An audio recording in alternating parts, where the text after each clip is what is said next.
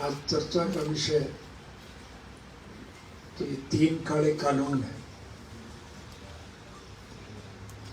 और ये पहला अवसर है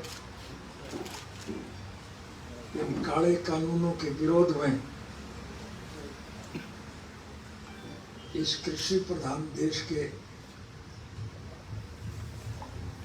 36 जात के लोग इकट्ठे हैं। नाम को तो ये किसान आंदोलन है, लेकिन इस आंदोलन के समर्थन में हिंदू, सिख, मुसलमान, ईसाई, हरिजन, बैकवर्ड, व्यापारी, कर्मचारी, कारखानेदार, मजदूर, किसान और कमेरा, राज्य सत्ता के अलावा समूचे देश के लोग इकट्ठे हैं कि नहीं? सभी इकट्ठे हैं ना? मेरी बात का जवाब नहीं दे पा रहे आप।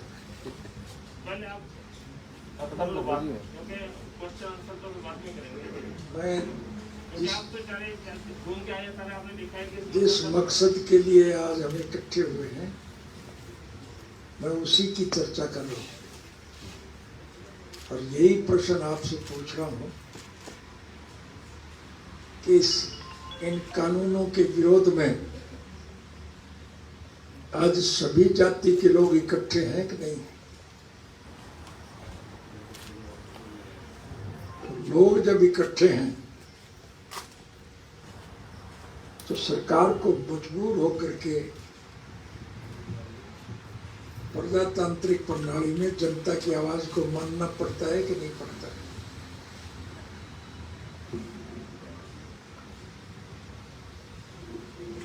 लेकिन चूंकि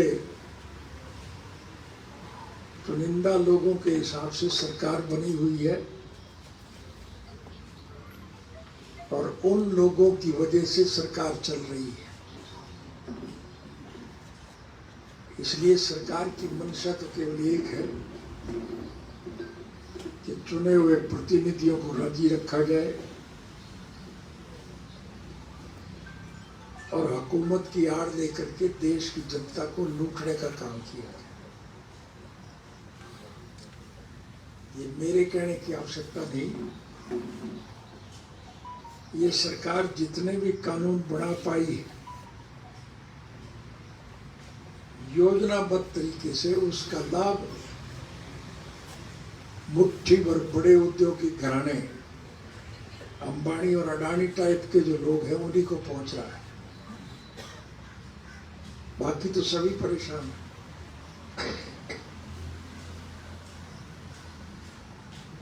देश तो हमारा ये कृषि प्रधान देश है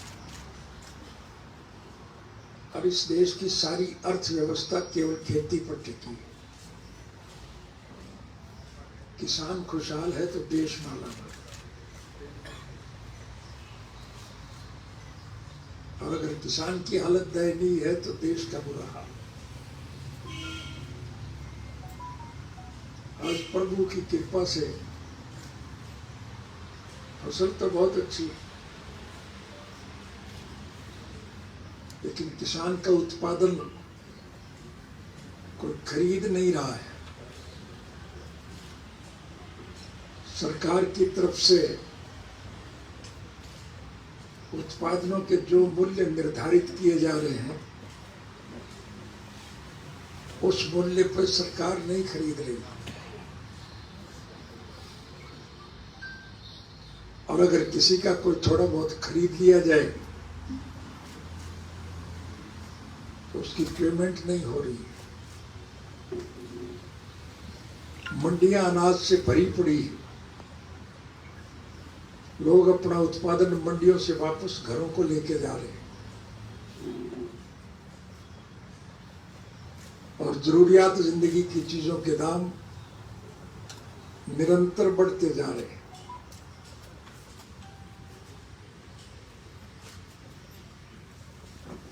किसान को अच्छे बीज उपलब्ध नहीं है, खाद के दाम बढ़ रहे हैं, डीजल के दाम बढ़ रहे हैं,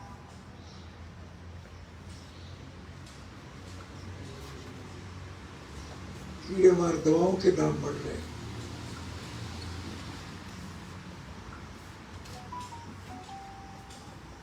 हर चीज महंगी होती जा रही है। सिर्फ किसान का उत्पादन मंदा हो रहा है, उसका कोई खरीदार नहीं।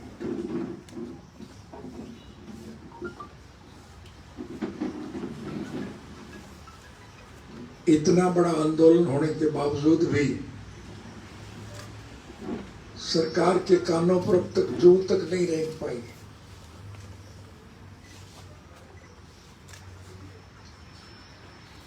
उसी कानून को जनहित में बता करके उल्टे सीधे बयान दिए जा रहे हैं। लोग बहुत परेशान। इसलिए आज सबसे बड़ी आवश्यकता ये है कि मौजूदा शासन का पतन कैसे किया जाए।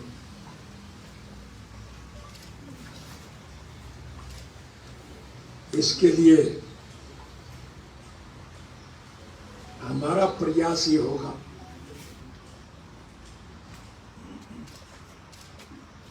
कि हम एक मजबूत तीसरा मोर्चा बनाएं।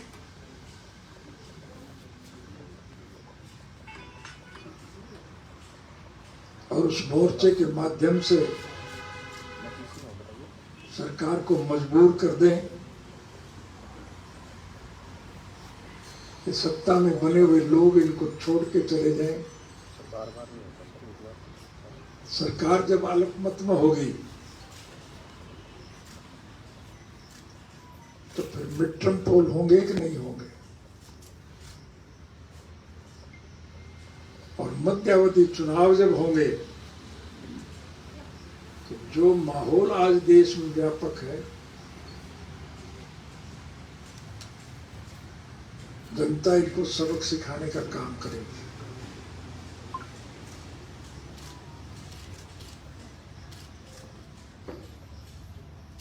इसलिए हमारी पार्टी का कोई राजनीतिक स्वार्थ नहीं है। हम तो स्वर्गीय चौधरी देवीलाल जी के स्वप्न साकार करने के पक्षधर हैं। स्वर्गीय चौधरी देवीलाल जी की एक सूत्री कार्यक्रम था कि इस देश के आम नागरिक की मूलभूत जरूरियात, रोजी रोटी, कपड़ा, मकान, शिक्षा और स्वास्थ्य का प्रबंध सरकार करे।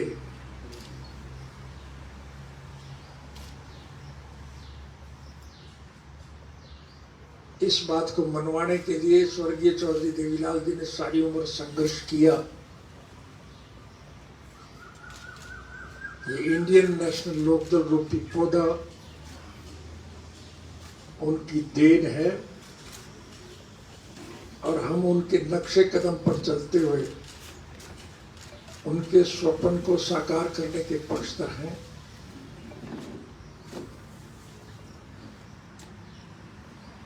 जब देश के जनमानस को जोड़ने में हमारी पार्टी ने सफलता प्राप्त की है, हम चाहेंगे कि राष्ट्रीय सतह पर हम सभी विपक्षी पार्टी के अग्रणी नेताओं से संपर्क स्थापित करें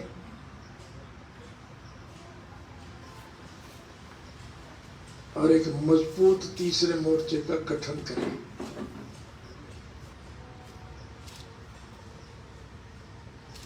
पच्चीस सितंबर को स्वर्गीय चौधरी देवीलाल जी का जन्म दिवस है।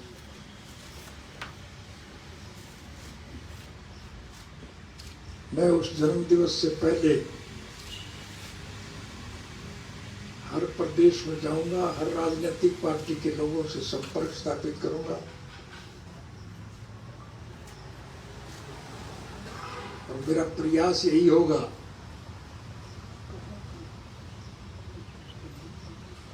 कि इस भ्रष्ट सरकार का विकल्प तैयार किया जाए, मजबूत तीसरा मोर्चा हो और फिर आने वाले चुनाव में उस मोर्चे को सफलता मिले, इस भ्रष्ट सरकार का अंत हो, ताकि स्वर्गीय चौधरी देवीलाल जी के स्वप्न साकार हो सके। इस सब के लिए हम आपके सहयोग और समर्थन की भरपूर उम्मीद रखते हैं।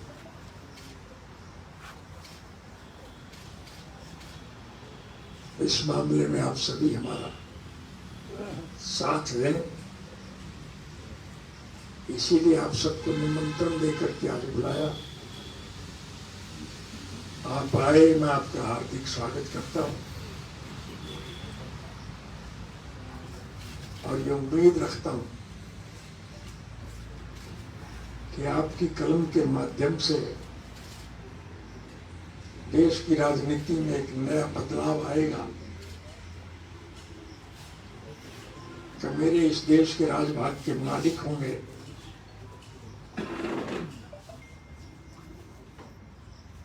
इस संदर्भ में आपने कोई बात करनी हो तो कुछ। ये मोर्चे का जो आपने कहा 25 का पहला तो ये उम्मीद की जाएगी 25 सितंबर तक जो है 25 सितंबर को आपने कहा। आप इसको थोड़ा उतार के बात कर लें। अब कोई कोरोना की मार जितनी पड़नी थी पड़ ली, अब क्या करें। 25 सितंबर का आपने कहा था 25 सितंबर को किस जगह पर चौथ साहब के जन्मदिन से पहले पूरे देश में राज्यों में जाएंगे, क्या 25 सितंबर को इस मोर्चे के गठन की घोषणा करने का कोई ऐसा इरादा है? मेरी हार्दिक इच्छा यही होगी कि मैं 25 सितंबर से पहले सभी विपक्षी पार्टी के नेताओं से मुलाकात करूंगा, उनका मन बढ़ाऊंगा कि वो इस सरकार के पतन के लिए इकट्ठे हों और उसकी घोषणा 25 सितंबर को ही की जाए, ये मेरी हार्दिक इच्छा है। चौटाला साहब, आपने एक बात और कही। चौटाला साहब, आपने कौन से जगह पर, कौन से एक सेकंड, कहाँ पर? एक आदमी बात करे तो जरा उसका जवाब देने में मजा आएगा।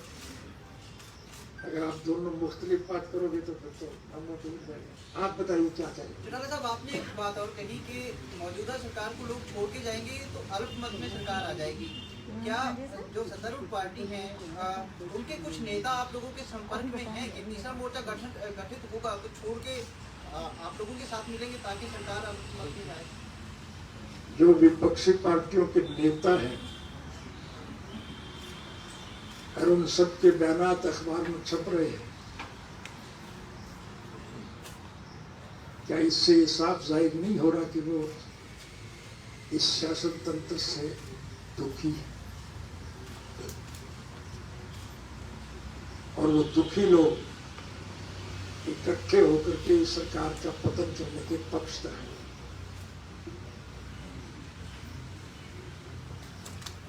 साहब, मैं पूछ रहा हूँ, आपने पश्चिमी उत्तर प्रदेश कहो या उत्तर प्रदेश में वर्कआउट किया कि पहले 25 सितंबर से पहले वहाँ चुनाव होने हैं, पश्चिमी बंगाल की तरह एक रेफरेंडम का काम करेंगे वो चुनाव, तो बेसिकली उत्तर प्रदेश पे कुछ फोकस करोगे आप? मैंने कहा कि मैं हर प्रदेश में जाऊंगा, हर राजनीतिक पार्टी जो विपक्ष के लोग हैं उन सबसे संपर्क करूंगा। चुनाव के लिए अलग से कोई रणनीति में उत्तर प्रदेश के मामले में करा? मैं किसी प्रदेश की अलग से नीति न मेरी और आपकी बनाई कर सकती है, न बनाने की प्रयास की। वहाँ के मतदाता की क्या सोच होगी, हम उनकी सोच के मुताबिक निर्णय लेकर के हालात को इतना साजगार बनाने की कोशिश करेंगे कि वो इस सरकार के खिलाफ अपने मत का प्रयोग करें। राजा साहब 25 सितंबर को कौन सी जगह पर किस स्थान पर चौधरी देवीलाल की ये बरसी मनाई जाएगी? ये अभी तक हाँ जी, ये अभी तक हमारी पार्टी डिसाइड नहीं कर पाई है। अभी 25 सितंबर में काफी समय है।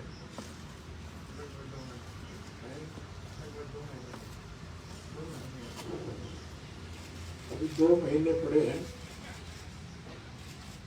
हम सोच के निर्णय लेंगे कि कौन सी जगह इसके लिए उपयुक्त होगी। हर नजरिए से देखना पड़ेगा कि आवागमन के साधन के लिए कौन सी जगह उपयुक्त होगी। लोगों का मन जीतने के लिए उनके बीच में जाएंगे, उनसे परामर्श करेंगे और फिर लोगों के परामर्श के मुताबिक ही हम निर्णय लेकर के बताएंगे कि 25 सितंबर को चौधरी देवीलाल का जन्म दिवस हम कहाँ मनाएं। ये निर्णय लेने के बाद हम प्रेस को पहले से आगाह करेंगे कि फला तारीख को फला जगह 25 सितंबर को हम चौधरी देवीलाल का जन्म दिवस मनाने जा रहे हैं। और उसमें विशेष रूप से एक बात के लिए आप लोगों में उत्सुकता और चाव पैदा करें कि 25 सितंबर को इस कुशासन का अंत करने के लिए तीसरे मोर्चे के गठन की घोषणा भी बड़ी की जाए। सर, तीसरे मोर्चे में संभावित पार्टियां कौन सी हो सकती हैं आपके हिसाब से, अगर माने तो? मैंने अभी बताया है कि इस सत्ता पक्ष के खिलाफ जितनी भी विपक्षी पार्टियां हैं, हम उन सबसे संपर्क करेंगे। अब कौन सी संभावित हो सकती है ये आज तो मैं नहीं कह सकता, ये तो भविष्य के गर्भ में। लेकिन हमारा प्रयास एक ही होगा, इस सरकार के विरोध में जो लोग हैं सबको इकट्ठा किया जाए। और फिर जब लोग इकट्ठे होंगे तो फिर ये अपने आप तय हो जाएगा कि कौन इसको संभाल सकता है।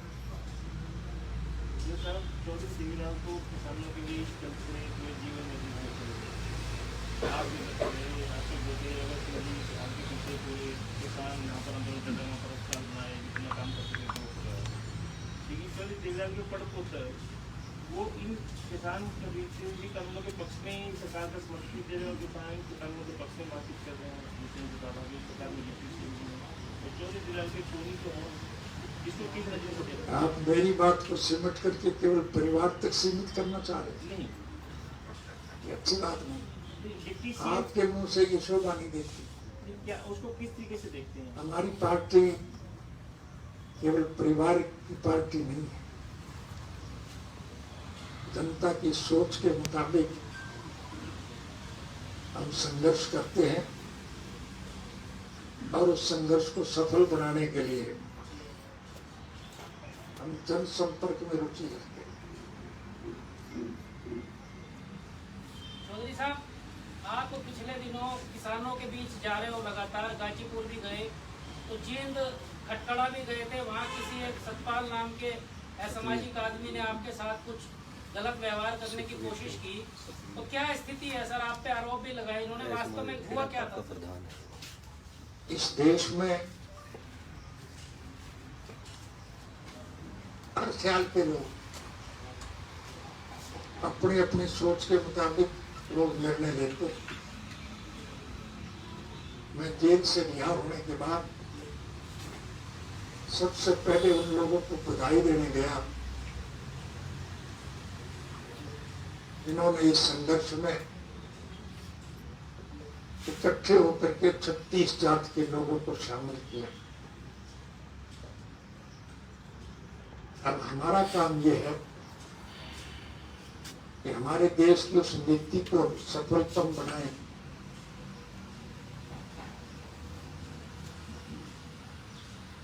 लोगों की इच्छा के मुताबिक चल सके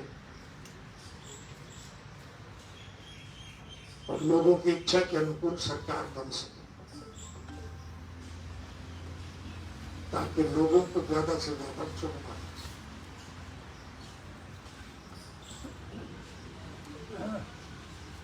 जो किसान आंदोलन का जो गढ़ है वो हरियाणा बना हुआ है, टिकरी बॉर्डर होगा, शिल्ली बॉर्डर होगा, उस पर आप गई हुई और आपने देखा हो कि वहाँ पर खाली किसान वर्ग की जो बात कर रहे थे उससे भी जाति की आप बात कर रहे थे, ज़्यादा को सूचना है। और हरियाणा की सरकार जो कि बीजेपी जेजेपी की गठबंधन सरकार है, ये बार बार होम मिनिस्टर के पास चीफ मिनिस्टर जाते हैं और किसान आंदोलन के बारे में कई लोग कुछ बोलते हैं, कई लोगों को किसान नहीं बोलते, कहते हैं कि विपक्षी दल है, राजनीति कर रहे हैं, किसान नहीं है, कोई एक नेता मवाली बोल देते हैं। तो इसका क्या, इस सारी सरकार जो इसको क्योंकि हरियाणा के बीच में ये आंदोलन चल रहा है पूरे देश का, इसको किस नतीजे से देखना है सरकार की कार्यक्रम? हमारे यहाँ एक कहावत है, तो कहने में बुरी भी लगती है, तो असलियत में वो कहावत है कि सारी रात रोई एक मरे रो विपुरुष।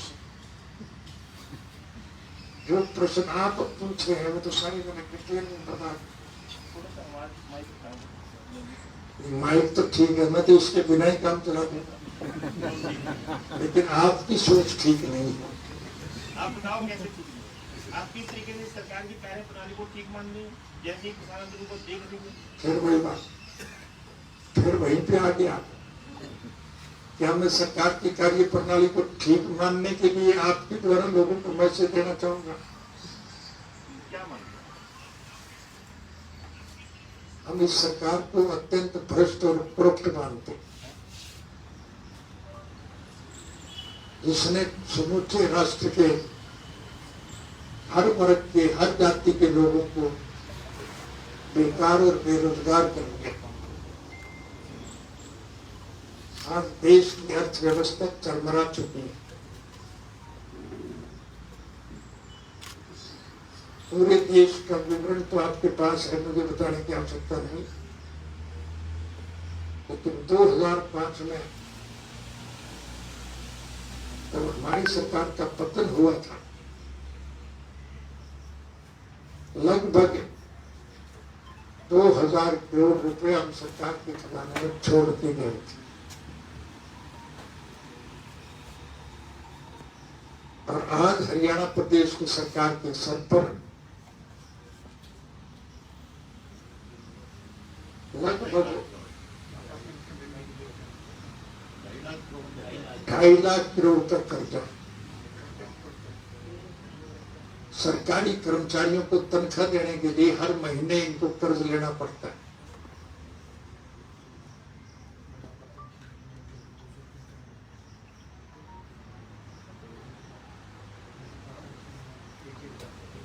साहब, इलाहाबाद का by election according to constitution within 6 month होना चाहिए था। उसकी डेट अब खत्म हो गई है 26 जुलाई से। कृपा करके ये बताइए, आप इस चुनाव को बाई इलेक्शन के लिए क्या कार्रवाई कर रहे हैं? लीगल बैटिंग कर रहे हैं? बाई इलेक्शन होगा भी कि नहीं होगा? सरकार नहीं चाहती होगी, लग रहा है जो है। आप क्या कहें अब इसके बारे में? असलियत तो ये है कि सरकार इस चुनाव से डरी हुई, और जो कानून बना हुआ है, चुनाव आयोग के उस कानून की भी पालना नहीं हो रही है। तो 6 महीने के अंदर अंदर खाली सीट का चुनाव करा, उसमें कोरोना की हार दे करके इसको बढ़ाते जा रहे हैं। लेकिन देर सवेर चुनाव तो निश्चित रूप से करना होगा। मैं कोई ज्योतिषी और नजुमी नहीं, मैं कोई जर्नलिस्ट और पत्रकार भी नहीं, लेकिन चूंकि हरियाणा के कल रात सत्ता का उपचुनाव होगा। वो सीट हमारी पुश्तैनी सीट है और मैं दावे के साथ कह सकता हूँ कि निश्चित रूप से इंडियन नेशनल लोकदल पार्टी का प्रत्याशी भारी मतों से उस सीट को जीते और इसलिए सरकार निरंतर उस चुनाव को टालने का प्रयास कर रही है।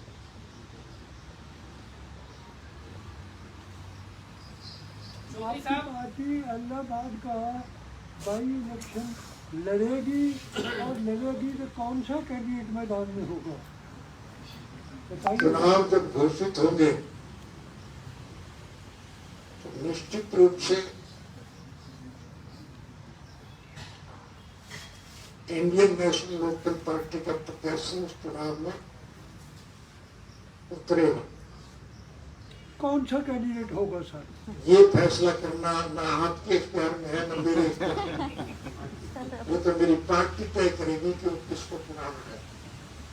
चौधरी साहब, 2019 का जब विधानसभा चुनाव हुआ था तो एक पार्टी पैदा हुई थी जननायक जनता पार्टी। भाजपा के खिलाफ उसने चुनाव लड़ा था और वही सरकार में भागीदार हो गई। तो उस डिसीजन को आप कैसे देखते हो? उसके हर व्यक्ति की अपनी सोच होती है, उसका अपना डिसीजन होता है। अब उन लोगों ने क्या सोच के नई पार्टी बनाई, कौन उसमें शामिल हुए, आज उनमें भगदड़ मची हुई और उस पार्टी के लोग पार्टी को छोड़ के जा रहे हैं। बीजेपी के लोग भी पार्टी को छोड़ रहे हैं, कांग्रेस पार्टी के लोग भी पार्टी को छोड़ रहे हैं। राजनीति में उतार चढ़ाव तो आते रहते हैं, लेकिन जनता जनार्दन का जो मन आज इस वक्त है, वो आप मेरी बात से सहमत होंगे। क्या आम नागरिक की जुबान पर यह बात हो कि इंडियन नेशनल लोकदल पार्टी का भविष्य उठो। चौधरी साहब, पिछले दिनों आपने ये भी कहा था कि जो हमारी पार्टी से गए हुए लोग हैं उनके दरवाजे खुले हैं, अगर वो पश्चाताप कर ले, एहसास कर ले तो हम उनको ले लेंगे। तो इस लेने वाली सूची में जो जननायक जनता पार्टी के लोग हैं, दुष्यंत चौटाला आदि, वो उनके भी दरवाजे खुले हैं सर, उनके लिए भी? हमारा किसी से कोई राजनीतिक विरोध नहीं।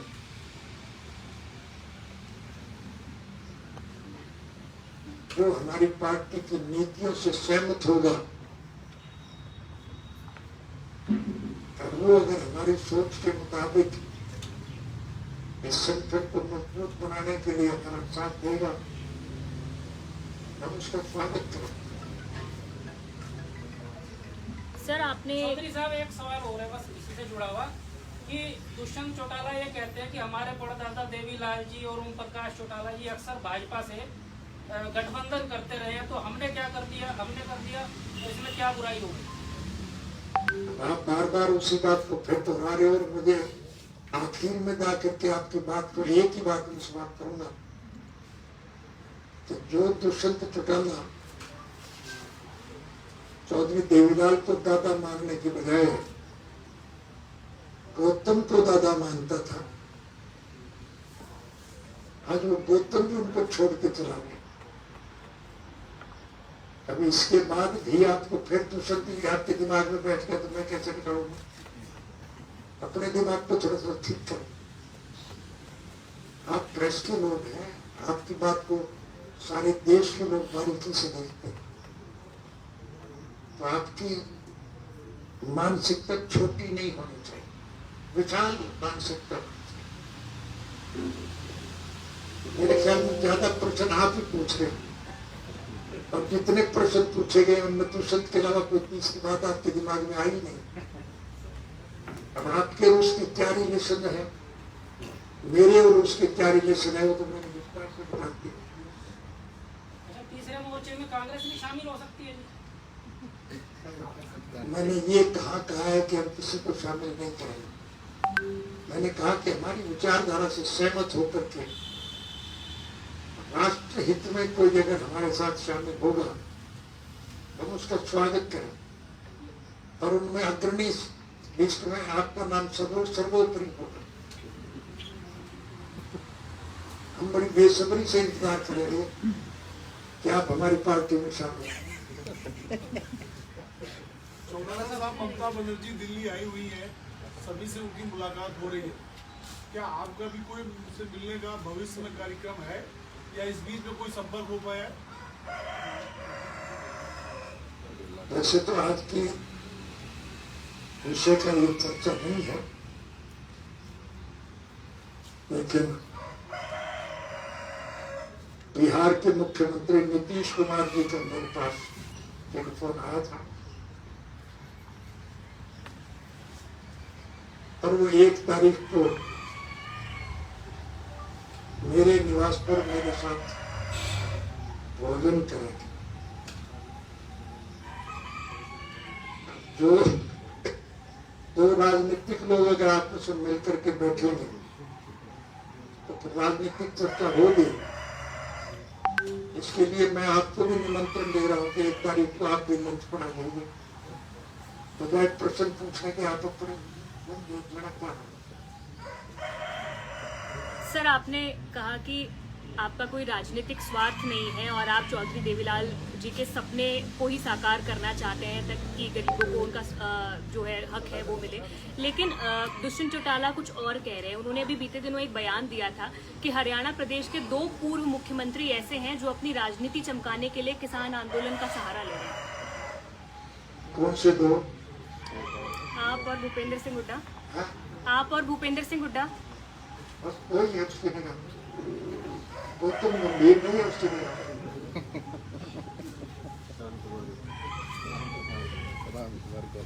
राजकुमार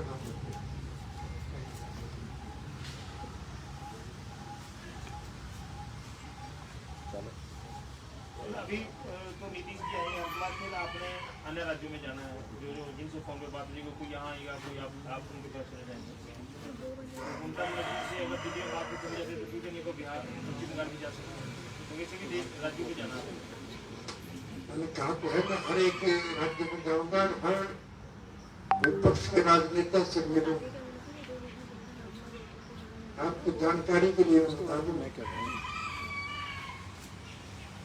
कि ममता बनर्जी से मेरे बहुत अच्छे संबंध, पारिवारिक संबंध। हम एक दूसरे के दुख दर्द में निरंतर भागीदार हैं।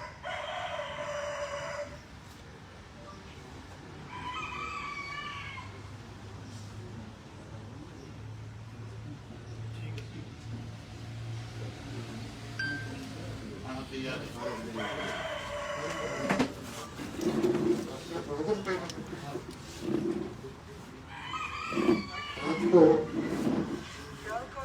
भोजन पर आमंत्रित किया है।